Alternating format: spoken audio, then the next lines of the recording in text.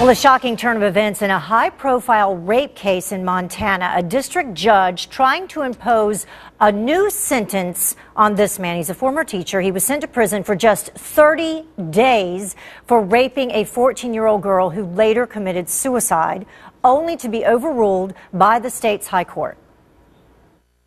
The mandatory minimum was what was intended by the court when it issued its sentence. That issue could have been avoided altogether if I'd been more alert, or if the state had pointed out to the court the correct mandatory minimum. The judge said nothing that we haven't heard before. He took no responsibility, seemed to blame everyone else around, and it's out of his hands now, so we go forward. We are still looking to get the judge removed. That will not stop, and this has convinced me more than ever that he is incompetent. Mercedes Cowan is a Fox News legal analyst, and Robert Schalk is a defense attorney and former prosecutor. Thank you both for joining us. Great to be here. Okay, so the judge says if I had been more alert, or if the state had pointed it out. How did this happen? There was a 2-year minimum. He was sentenced, to 15 years, and the judge suspended all but 30 days. He raped a 14-year-old student. I can't even believe it. When I saw this case, I said, I just can't even believe. First of all, where does activism allow a pedophile to walk after 30 days? It's a judge's activism. He doesn't have discretion. These are the sentencing guidelines. What are you doing giving him significantly less? And his excuse is, well, she looked a little older, I can understand. It's statutory rape, strict liability. It's the date on the birth certificate. Nothing else. Plus the fact that this is a teacher who knew her. Right. He knew her age. Yeah.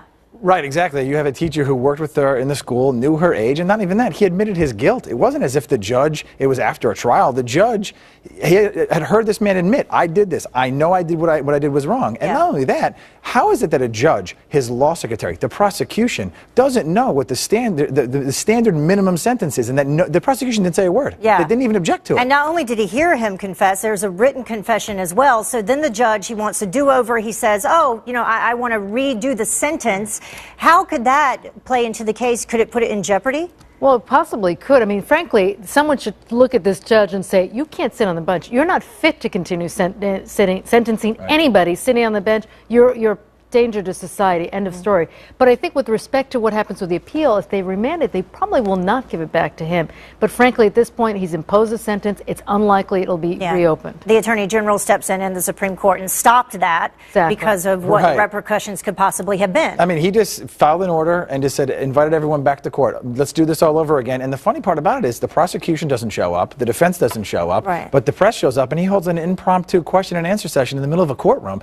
Just how, again, inappropriate are we doing here, where he's now trying to explain himself? Haven't you learned your lesson? I mean, you can just see what happened here. The backlash was so bad on him, and then he it obviously looks silly, like he didn't know what the law was. And how are you commenting from the bench about what you believe the facts and circumstances of the case are when you have a defendant standing in front of you who admitted his guilt? And interjecting that the young girl looked older than she did, and somehow that clouded the teacher's judgment. What are you talking about? No one is disputing the fact that she was 14 years of age. And that's all that matters. Exactly. And the fact that you would interject that, well, she looked older, what does that mean? Yeah. So now, what if she's a 10-year-old looks older than the age of consent, it's okay to rape a 10-year-old? I mean, that's the message here. That's why that poor girl was driven to kill herself, because her life was meaningless. Obviously, you have a person of power and in a position saying, it doesn't really matter, I'll give you 30 days. So what happens next to this teacher who has now, obviously lost his license to teach? Right. He's currently serving his 30-day sentence, but the question is going to be whether or not, if they now know the sentence to be illegal, they're talking about a possibility of somewhere between 6 months to a year and a half before the appeal answer may come down if it's not done quicker.